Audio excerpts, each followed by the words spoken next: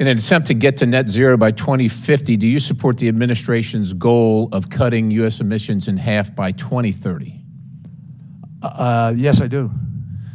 Secretary, in 1997, the Senate voted 95-0, including you and then Senator Biden, in favor of the Byrd-Hagel resolution, which resolved that the U.S. shouldn't cut emissions until China, Mexico, India, Brazil, South Korea, and other so-called developing nations cut emissions as well.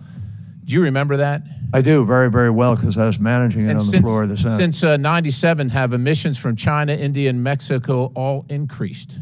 Yes, as they have from the United States. And global emissions have continued to increase as well, right? Yes. Have any of those countries submitted a credible plan to get to net zero emissions by 2050? Which countries? Let's just go with China, India, or Mexico. No. It seems that, have you abandoned your position that those other nations would cut emissions before Americans would have to make choices between the groceries on their table and paying for these policies? I think the reality is that the world changed in that period of time. Let me explain. Okay, so you voted that way, but let me explain to you the vote, because I did manage this on the floor.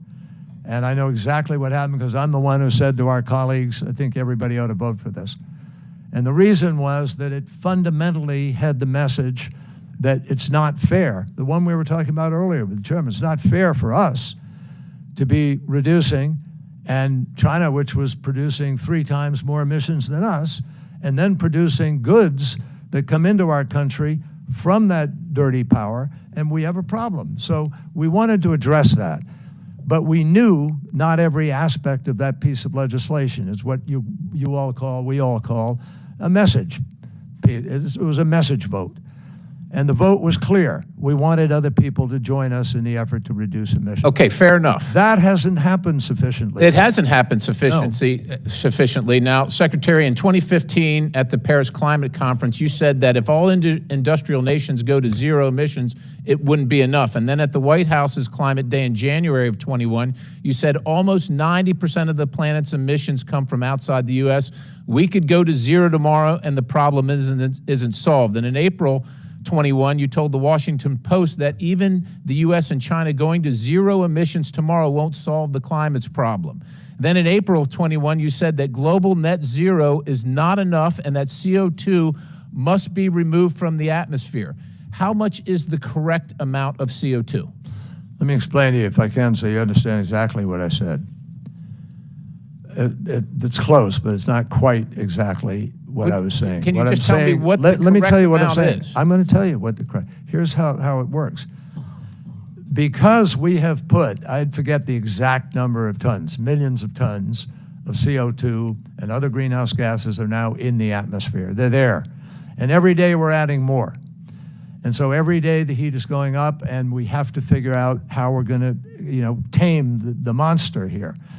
The only way to do that is to reduce emissions on an ongoing basis to get control on the current level of emissions that we have created. But actually suck. Sir, with all due respect, you've been through this before. What is the correct amount? I don't want to spend a bunch of time about a history lesson about things that people don't care about. What changes every day? I can't tell you exactly what the correct amount changes. Yes, it does. So, Secretary, you probably know that for approximately 200 million years, what's the parts per million now? About 400, right? Can we agree on that? It's over 400. All right, it's about 200 million years, 2,000 parts per million. Did Mother Nature get it wrong for 200 million years? Here's the difference, Congressman.